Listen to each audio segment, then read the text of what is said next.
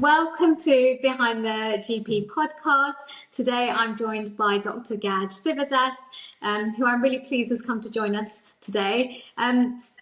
Before we start, I'm going to just tell our listeners and viewers a little bit about you, Gaj, but please interrupt me if I've got anything wrong. But Gaj is a through and through Croydon GP, if I'm correct, did his training at the Croydon BTS, and then went on to become a partner at the practice where he trained at. And if I'm right, 10 years this year, so 2014, and now we're in 2024, so 10 years, Gaj, being a GP partner, but also really interested around medical education and some of the sort of broader aspects of general practice that you find yourself becoming more and more relevant.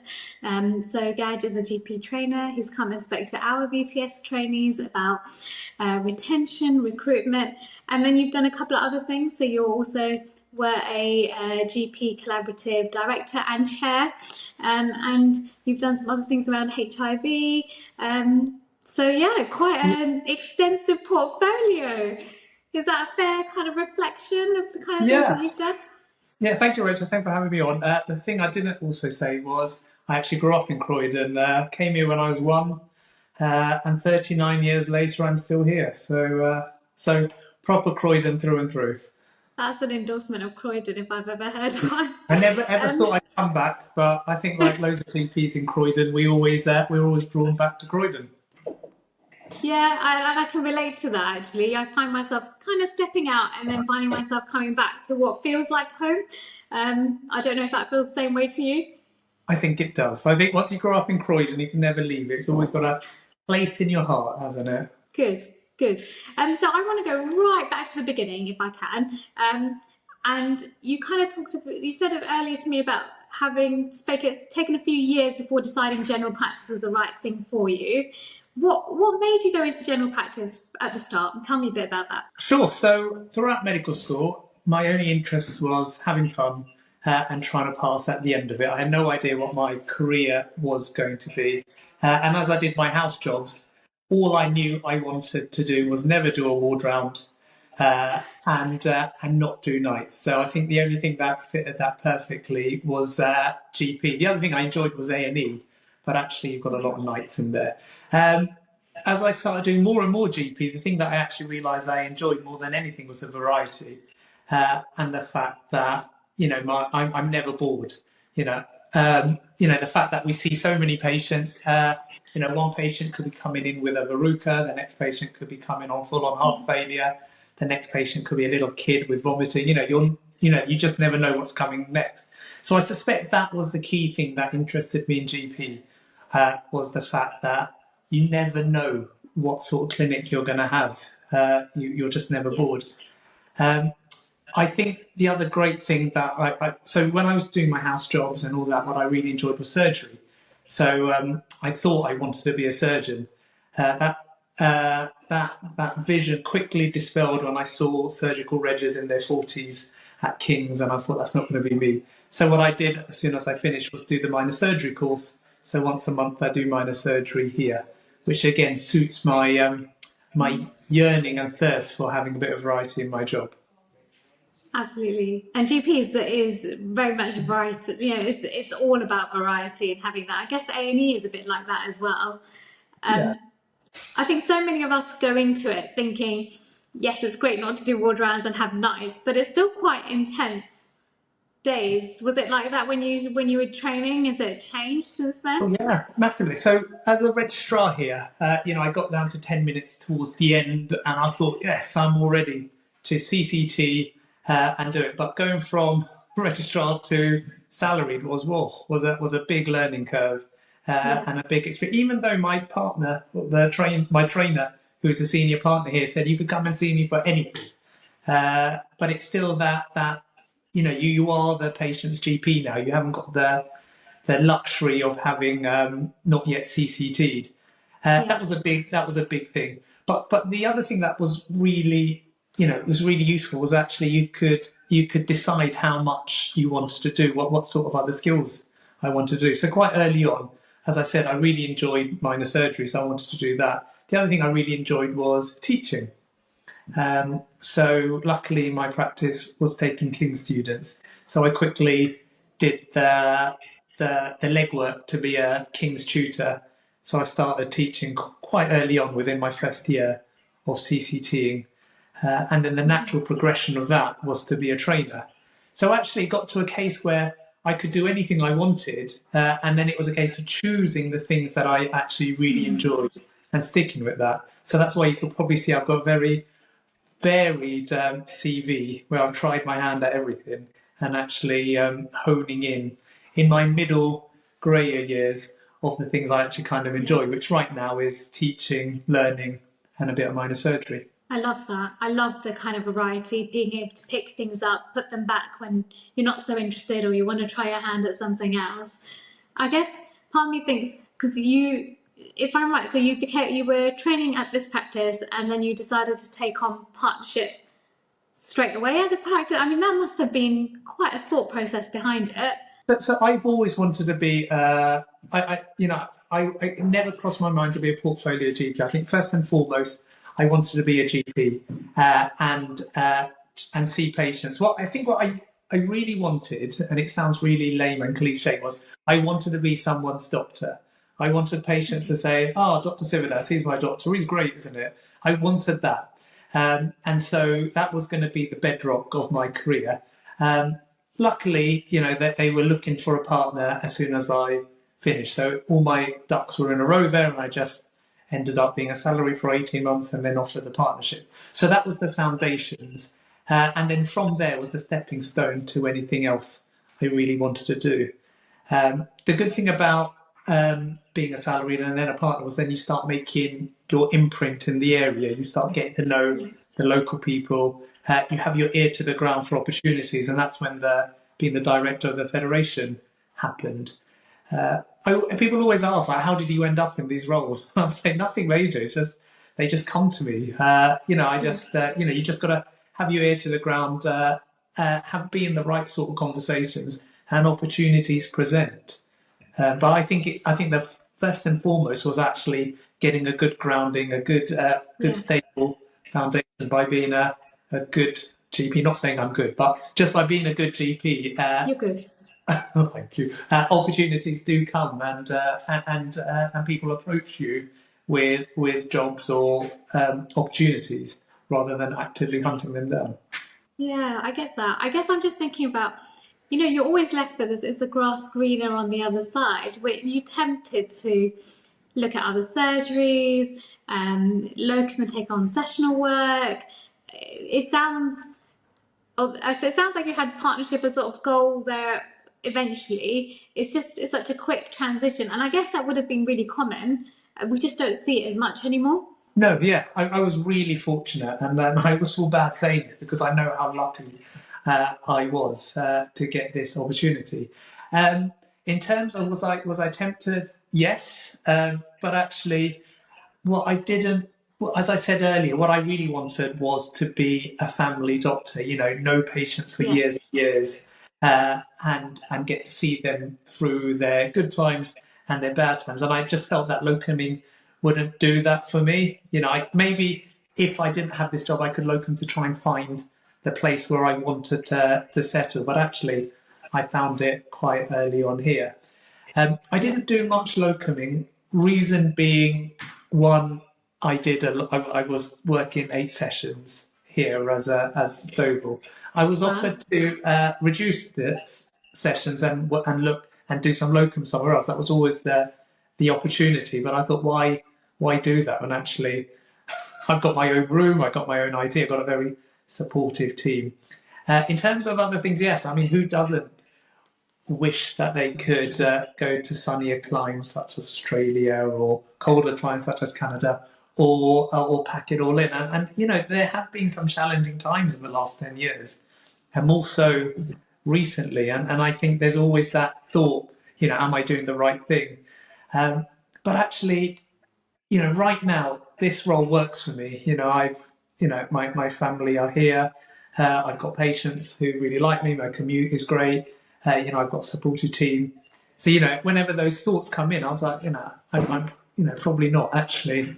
I'm quite grateful and quite happy here. Do you ever You almost sound like someone who has got a plan, and why spoil a good thing? But you seem fairly goal orientated in that way. You kind of know where you want to go, where you're happy, all of those sorts of kind of things. I guess I wonder, do you plan ahead? Do you plan ahead? You knew quite early on you wanted partnership. Do you know now where you want to be in the next 5, 10 years? Is that kind of the way you kind of approach your career? I wish I could say it was. It honestly isn't. Okay. It's just again, again, it's taken me many, many years to realise it. But actually, and again, I'm sorry if it sounds such an old cliche, but you've got to do things that make you happy, and you've got to, for me, a measure of success is enjoying work and wanting to go to Yeah. work, and not having the Sunday dread or the last day of the holidays worried about going to work. For Yeah. me, that is ultimate mark of success, more than money, more than the climate, more than anything. And so, right now I'm very fortunate that that is the case. I actually enjoy my work, and I think I enjoy it because of all the other roles that I do to complement my clinical medicine. I always think that by doing other roles actually makes me realise how much I enjoy being a doctor. I've dabbled in leadership. I was the chair of the collaborative, and Yeah. actually I realised how much more obedient and how much my patients listen to me more than anyone else in the NHS. Yeah. I had a newfound respect for my patients after working with, not disparaging anyone that works in the NHS, but actually, Absolutely. my patients actually, if I tell them to do something, they go and do it, which is not what we could say about other colleagues who I won't name.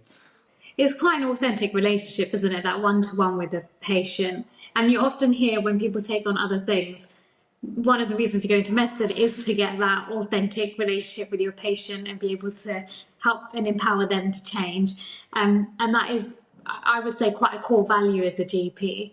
It's interesting to me that, you know, you put down one of your values as happiness. How what led, that's quite a strong value for you. What led to that, recognizing that? I feel like when you're training, you're almost next loophole, need to CCT, then it's need to get a job, and you get to this point where you think, well, okay, I've made partnership and I'm probably going to be here for a decade, in your case maybe 2 decades, and that's where it starts to maybe unravel a little bit, because there's no other kind of goal or loophole to pass through per se.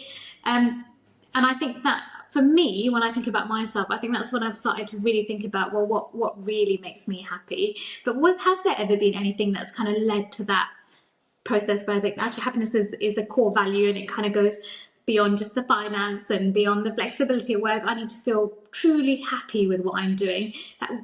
How did you get to that point? Yeah, I've got to caveat that with before we say that happiness is going to pay all your mortgage and all that. I'm very fortunate that I'm in a position Yeah. where I've managed to buy a house. I'm on the housing ladder. I've got a family. For a lot of the trainees starting out, and with the current climate, it's going to be a lot harder. So, so the happiness thing only started in the last couple of years once I was comfortable and got the house. But before that, my goal was to actually get on the housing ladder, get Yeah. married, have the kids, all that stuff. So, those were the big priorities. Um, so, so, so earlier on, so when I did loads of roles, when I finished and I was a partner and I was getting all, I was being director, the goal for me was actually, Yeah. let's get a mortgage down. And I'm not going to lie about that. I did a lot of work to try and save up Yeah. and get a house. And then once you're over that, then you could actually start doing stuff that actually makes you truly happy. And that for me was reducing some of the work I was doing. You've almost described Maslow's hierarchy of I was needs. going to That say triangle where that. you've got, shelter and, safety, and then food and all of those things. And then you're kind of, it feels like you're reaching that top now, which is what makes me fulfilled. And so you've kind of worked your way up through that bit. Yeah, and I think being a GP is a very unique career in that we're not like surgeons or we're not like hematologists who subspecialize. They do a lot of training to actually be their they're specialists. Whereas for us as GPs, after our VTS with CCT, we're pretty much the expert in general practice. So you've really got to find something else that you want to. And I think all of us are quite driven people. We got through medical school. We got into London or wherever. We've got GP training. So we are all inherently quite competitive and quite driven. And that's why we've got to then find the thing that actually feeds our need to do well. And I think yes. So being a GP is great, but I don't want to. It gets a bit not stale, but you know what I mean. It's like you become good at being a GP. There's nothing higher you can do as a GP. Hence, you start looking for other things to then start benchmarking your success. Yeah, I agree. And I guess that is the GP personality, isn't it? Especially if you go in for variety. Then if you're doing 10 years of the same thing, you've lost your variety. And so you have to find something else. And you've done a fair few things. You mentioned the GP Collaborative and taking on leadership roles there. What was it like? So yeah, good fun. So I was there from the big. I remember being a registrar in 2013, and actually the federating GPs was a new thing. It was a totally alien concept that all us GPs in Croydon could get together, form our own limited company, and start bidding for services and start working together. Because before that, everyone just did their own thing, didn't it? I would do my own thing at Soval, you guys would do their own thing at Woodside, wherever. It was all different. So that was the first time we all got together. And actually, a lot of that relied on a lot of trust in your fellow GPs. And so, I was swept into all of that. And so I started off being a director, because, you need a representative board of directors. And then I became the medical director just because I got into that just because I was interested in A&E and unscheduled care. And actually, one of our first contracts we had was running out of hours and urgent treatment centre at Croydon. So that sort of fell in. And then the natural progression was chair. But then once you do that for 5 years, it's sort of like, right, what's the next thing? We've done. I've taken the business as well as it can do. Let's get some new talent in. And I think that was the benefit of the collaborative is like, we're always going to have a new chair. And actually, you're meant to have a time limit of 3 years as a chair. You could always apply again for another term, but I was like, I've done my time. Let someone else do it. And hand it over to Deb, who's pretty good. It's an interesting one, isn't it? Because we're not as GPs taught to be leaders, really. So it's quite and to be part of setting up such an important organisation, that must have really been quite a challenging experience. And I guess that was it. So it was coming at the right point where I was, seeing my patients, being quite good at being a GP, and actually I had to then dig deep and learn leadership, learn to realise the sort of leader I am. If anyone wants to know, I'm a democratic, very easygoing sort of leader. But it was about trying to get that leadership style into get people to listen to you. Start influencing people. I was reading a few books as well. How to Make Friends and Influence People. I don't know if you've ever read that. I need to read it. I'm going to put it on the list. It's apparently one of those books that everyone has to read. It's pretty all right, not too bad. But yeah, it was just trying to. So I did a lot more. I guess it's more learning. Because I've learned everything there is about GP to CCT, and it was just learning that what makes me tick. And then at the same time, while I was doing that, I really enjoyed that. I enjoyed the leadership, but it is a bit tiring after a while. And so concurrently with that, as I mentioned earlier, I was doing King's teaching, and actually teaching and education was something I have a really big passion for. So then I became a trainer, and then I had my own first trainee, and so I reduced that to focus on being a trainer. And then once I got set up as a trainer and got my trainer, then this HIV opportunity arose. To kind of finish off on that leadership side of things, so it sounds like you just kind of learn on the job. Do you think leadership skills are something you just... It's different from med school, isn't it? It's a bit like being chucked into a ward round on your first day as F1. Is that what leadership has been like, or Did you do anything particular to find out your leadership skills, sets, all of those kind of things? I think it was witnessing or seeing good leaders and seeing what it was about them. And I think, the qualities of a good leader are someone who's honest, trustworthy, who gets their hands stuck in. I always say there's two types of leaders. There's like, if you compare it to an army analogy, you've got the generals who sit at the back, watching over the battle and directing the battle, or you get the generals on the front line in the trenches with the men. And I always like to be the latter. I always like to get my hands dirty. And both have skills and pros and cons. Don't get me wrong. But that was the sort of leader I wanted to be: get my hands dirty, work hard. And then whether you're an operational sort of leader, whether you're a doer, whether you're a thinker, whether you're creative. And I realised quite early on I'm quite operational. I like to get things done.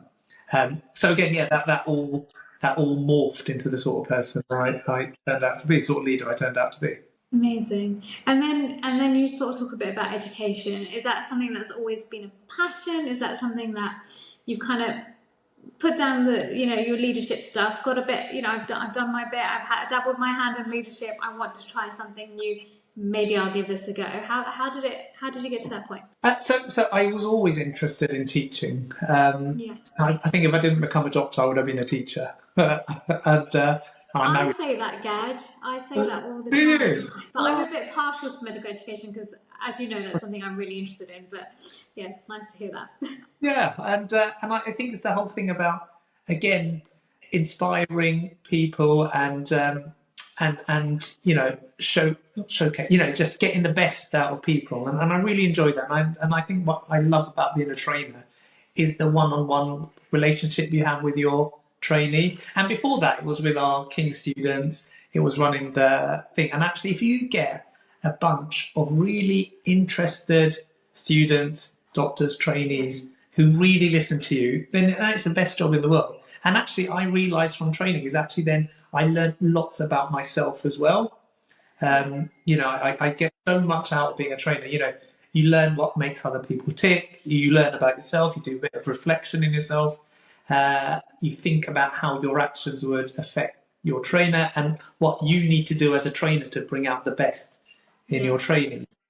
And I find that far more fulfilling and rewarding than the leadership. Leadership is great; it's good fun. But with the NHS, there's a limited lifespan of anything. We call it the memory of a business, and so every couple of years, politically or whatever, it all changes. But with teaching and education, that's there. We're always going to be teachers. We're always going to be educators. That will never change. Yeah, we do it all the time, isn't it? I always have this, do you know that saying where if you teach a man, you teach one person, if you teach a woman, you teach a community around women empowerment and all of those things. I always think of that when I have the trainees, because I feel like what you teach to trainees will then be disseminated to all the patients that they will end up seeing. So it just feels, that feeling of being quite rewarding and fulfilling, as you say. I can really relate to that. And that's really good to hear. And then you talked a bit about, you've taken on the LMC, you're an LMC committee member, and I guess is that something recently you've gotten interested in, or is that something that's kind of been something you picked up early on, like your education side of things, or tell me a bit about it. So I started LMC again very early on. Again, were you a member before? I was when I was a registrar at the VTS, we had an LMC representative. I'll just put my name down. You could probably guess that I put my name down for everything. I got chosen with this other girl, and so we both did 6 months of being a VTS representative at the LMC committee. And then at the end of that, then they were opening up for nominations for LMC committee members. So I just thought I might as well do it. It took me about 5 years to fully understand what was going on in an LMC meeting. And, it's so complex. So I stuck with it.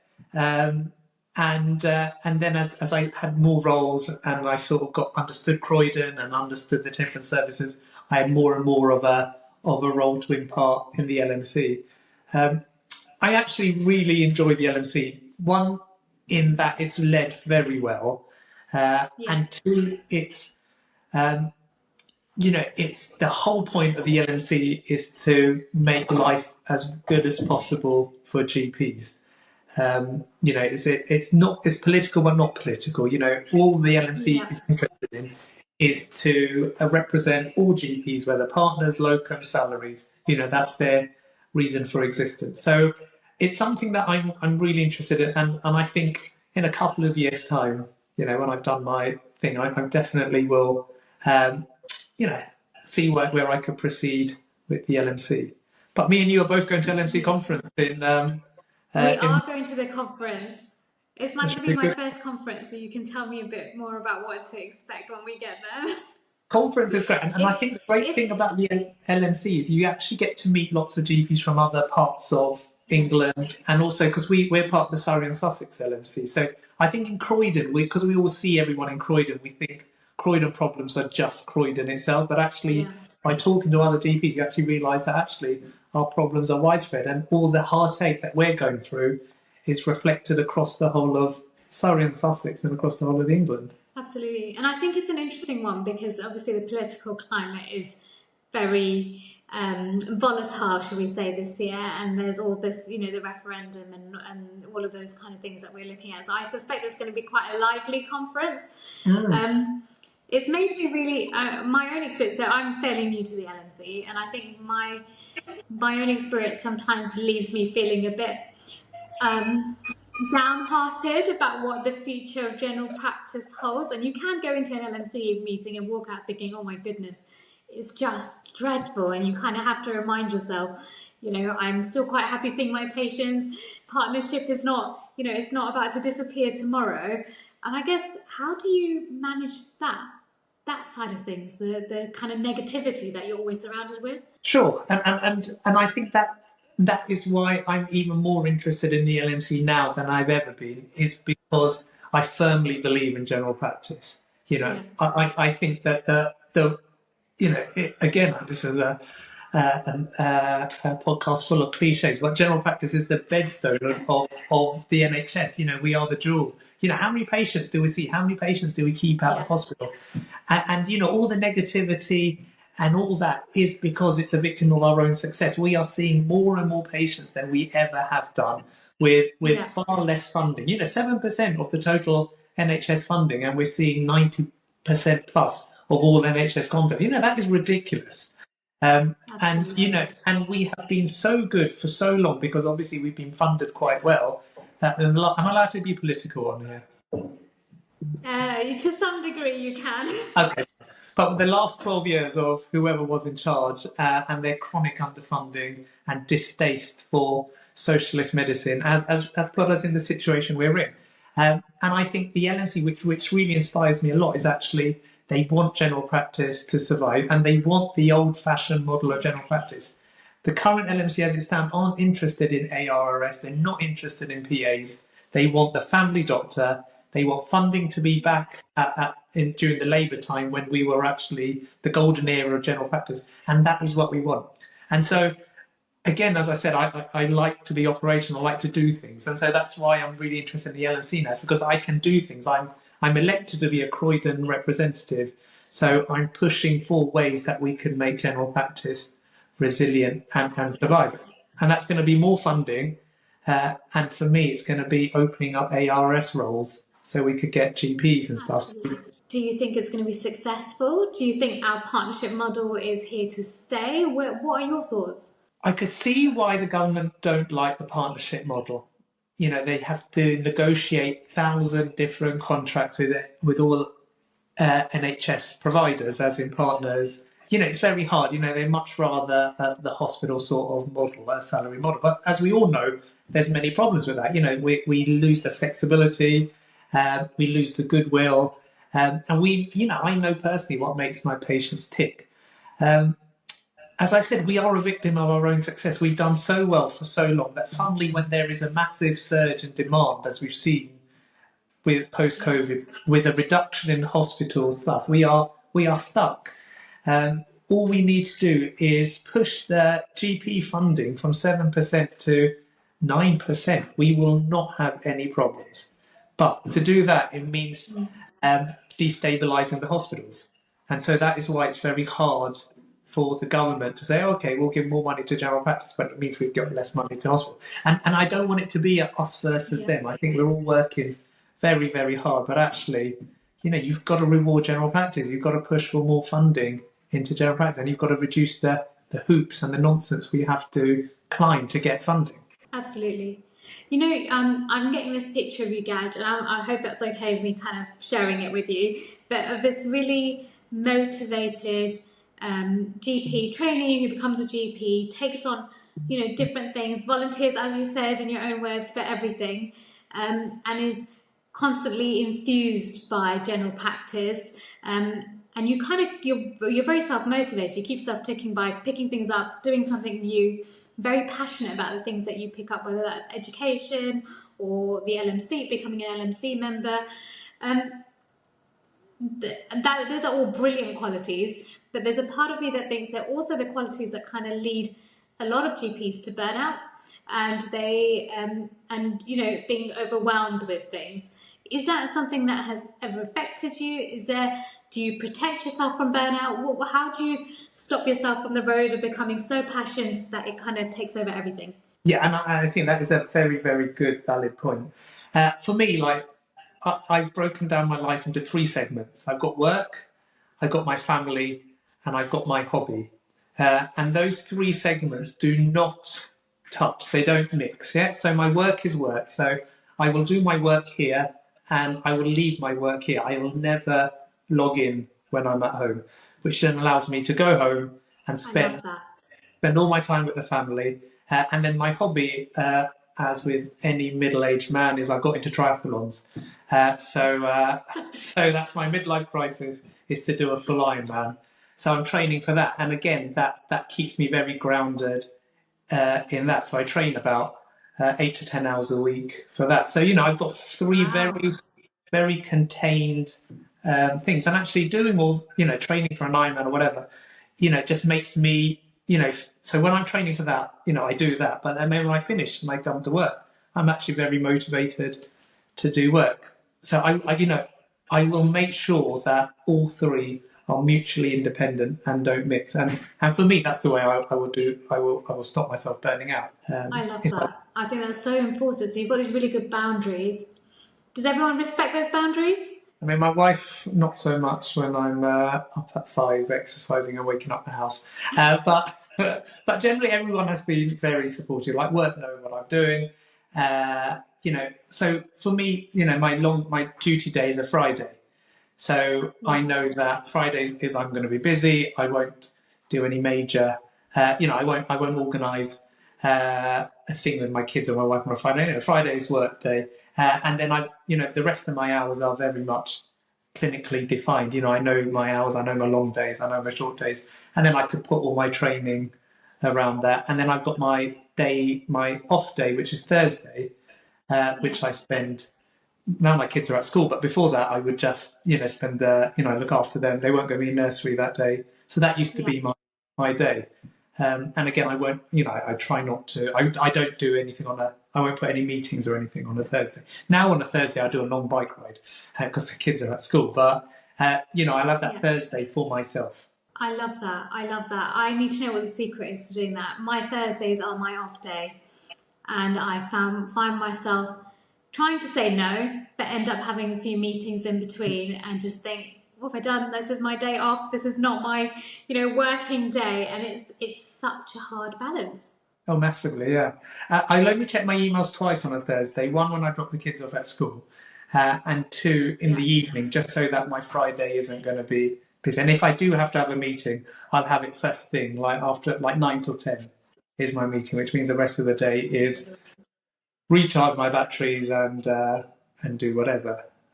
But yeah, I think that is how I stop myself burning out. And and I think the thing with our job is we could do as much as we want. Why do 8 sessions when you could do 10 sessions? Why do 10 sessions when you could do a night shift on a Saturday night and do some out of hours work on a Sunday? But the thing is, if you're then doing that to earn more money, where's the end point? Like, how much money is enough? you're sacrificing your own well-being and your health just by doing extra work. So you need to be quite disciplined in saying no to things, and also not bringing work home, or spending valuable family time doing work, checking bloods, Yeah. prescriptions, etc. Yeah. Do you regularly sort of reflect? I've got into the habit of kind of reflecting over the last 3 months, thinking, have I got the balance right? Do I need to change it up for the next 3 months? And that's kind of helped keep me steady, because you're right, general practice is one of those where the work never finishes. And as you say, the sky's the limit. You could just take on more and more. And often when you do these things, not everyone knows. It's not like a singular job with a job description. You're also taking multiple jobs without realizing. And so there's no kind of external kind of body or person going, well, maybe you're doing a bit too much. You almost have to make that decision yourself. Do you reflect? Have you had points where you found that the pendulum has swung too much one way or the other, and how have you recognised that? Yeah, so I think it happened when I was trying to save up, for the deposit on my new house, and I was doing lots of stuff. I was teaching, I was being chair of the collaborative, I was doing sessional work here, I was doing minor surgery. Actually, I was, I would probably say close to burnout. I was having, times where I wasn't sleeping as well. I was quite stressed. Also, that coincided when COVID was going on. I think everyone was really stressed, and I think that was the wake up call. Actually, I do need to put some of my roles aside.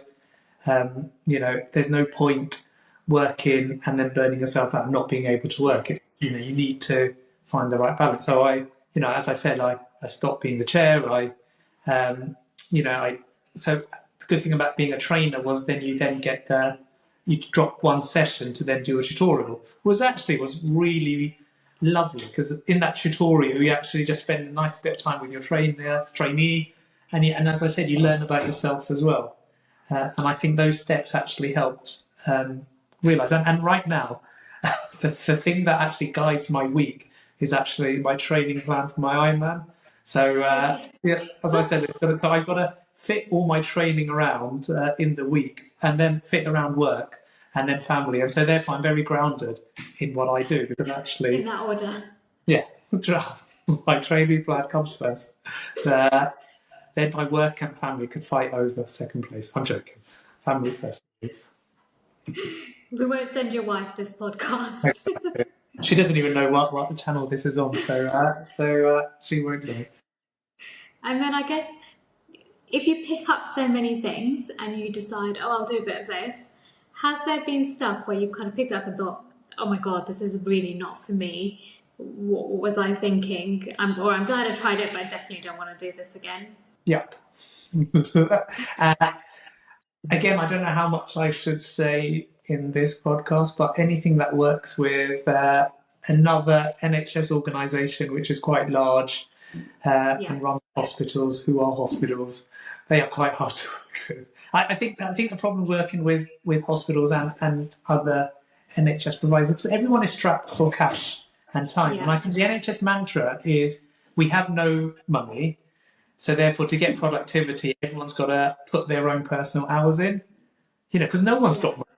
And I think that was the thing that made me, so in answer to your question, yes, working with other NHS providers is hard, unless they're flush with cash and actually respect people's time and know that you can't get stuff for free. Yeah. It's interesting. You're right, absolutely. And I think so much of it's the whole concept, isn't it, that NHS works on so much goodwill, and you kind of have to recognise that there's a balance that needs to be made there. And probably worse. Is it worse now? Is it worse now, 10 years on, do you think, from when you joined? Do you feel like we're in a different place? Yeah, massively so. I really do.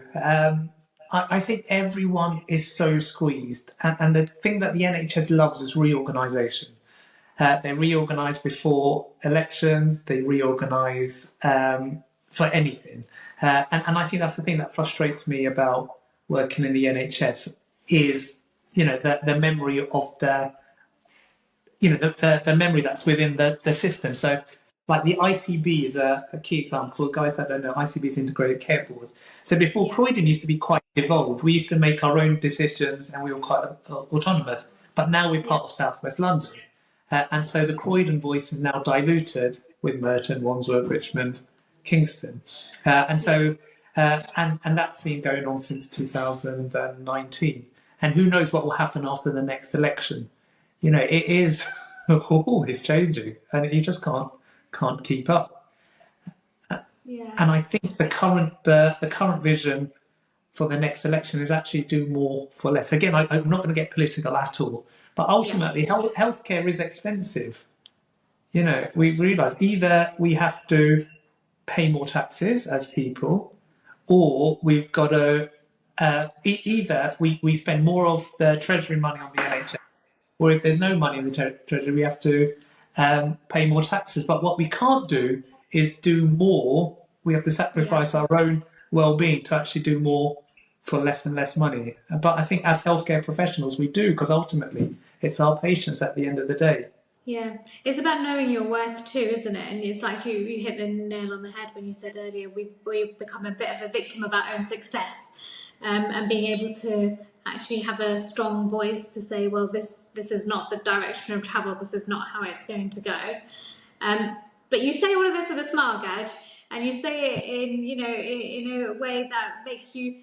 I'm listening to what you're saying, and actually at the same time I'm thinking, but this is a man who's actually really happy with what he's doing and where he is with his career, and it sounds like his career is still very fulfilling despite all of the backdrop that you're describing, with the political backdrop and the funding and the financial strains. Yes, yeah. And I guess if you can't laugh, you cry.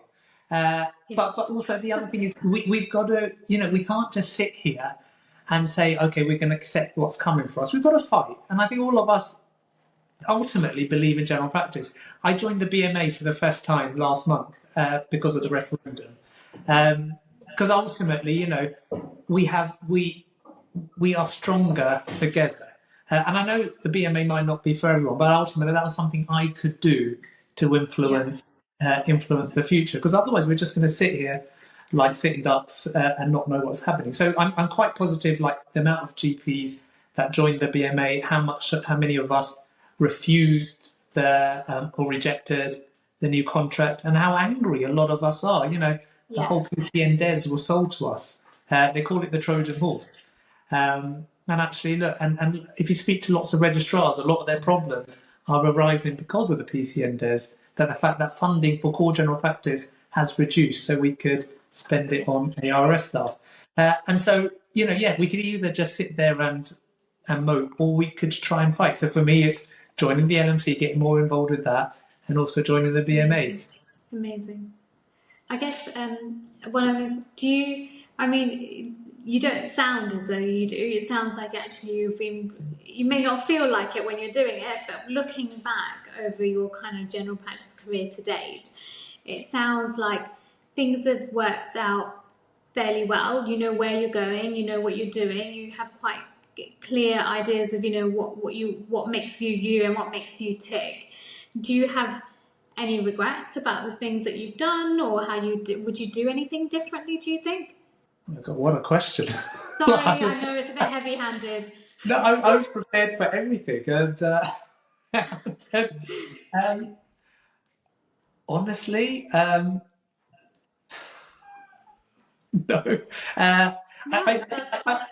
I think things are just, I can't state how fortunate I am that things have happened to me, and I'm very blessed and I'm very grateful. So it sounds to me as though things have worked out right, quite fortuitously even. You kind of know what you want. You had a career that has allowed you to get the goals that you've wanted, so the partnership, but also there's so much autonomy over what you've been able to kind of pick up with the education and the leadership. I guess I kind of think do you have regrets? Would you have done things differently? That's a really good question. I always think about that. As I said, I always think what would happen if I'd become a surgeon, and spent all those hours at medical school, or as doing surgical training? What if I had actually studied a bit harder at medical school and got some of that? I guess there's always those things, but honestly, I could say there's not been a thing that I regret. I think everything where I am now is probably because of the decisions I took in the past. And to say, do I have any regrets, probably would mean that where I am now would be a bit different. And right now, honestly, I am very fortunate. Maybe my regret could be, saving a bit more money when I was a junior doctor, when I was a house officer, rather than spending it all, which meant I wouldn't have had to work so hard for a deposit.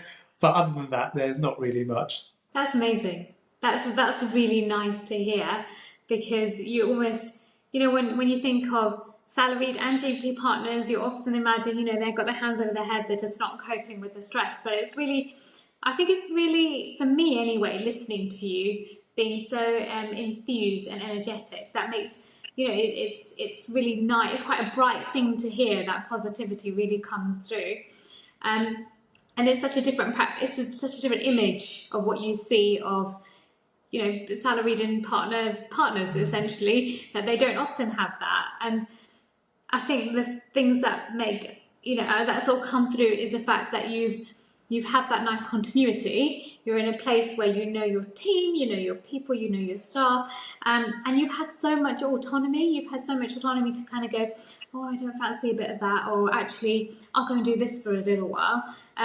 Which I suspect is probably, I don't know, has it been a big kind of instrumental part of you finding what makes you fulfilled? Yeah, so, and again, I do this with my trainees all the time, is in what are your drivers? What are your motivators? What gets you going in the morning? It could be money, it could be thing, but for me, it was autonomy, as you say. I like the fact I can wear a watch to work and I haven't got an infection control nurse breathing down my neck. I could do whatever I want here. And I think it was the autonomy that allows us to do anything we want. And as a partner, obviously we have a lot of autonomy. But even as a salaried, I got to do the room the way I wanted. I got a standing desk because I fancied one. We could just do.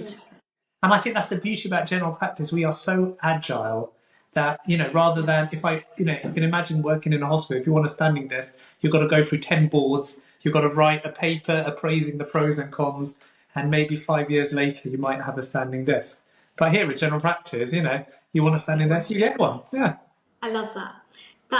It's just been so nice just hearing that. And I think that's maybe, I'm always coming across it, you're almost infectious, Gaj. I'm feeling really enthused after our conversation, and that's really nice to hear.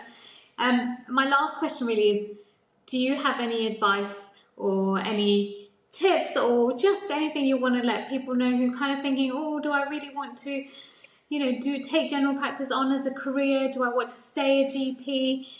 For someone in that position, really. Sure, yeah. I think the one thing I would say is, take any opportunity or every opportunity. Don't immediately dismiss any opportunity. Appraise it, see what works, because ultimately, any opportunity is you can make a success out of it if you want to. I always say, like, if you come into a practice and it's a poorly functioning practice, you could come in and make a change. And the way you're going to do that is just by being a good GP. Again, another cliche, just find the positive in everything you do. Realize what is it that makes you tick. And like for me, it was the patients and the gratitude I get from patients and the miraculous gifts. That's what keeps me. That's what keeps me happy. So find that in any job that you do, and you will be happy. And the other thing is, try your hand at anything and everything. Just give it a go. You might like it. If you don't like it, just leave it and find something else, like I do. Amazing. Thank you very much. I feel like we're encroaching on family time now. So I will let you get back to your wife and kids, or I don't know, another gym session for all I know. But really, thank you very much. That was It's a pleasure. Thanks for having me. No problem. Thanks, Gaj.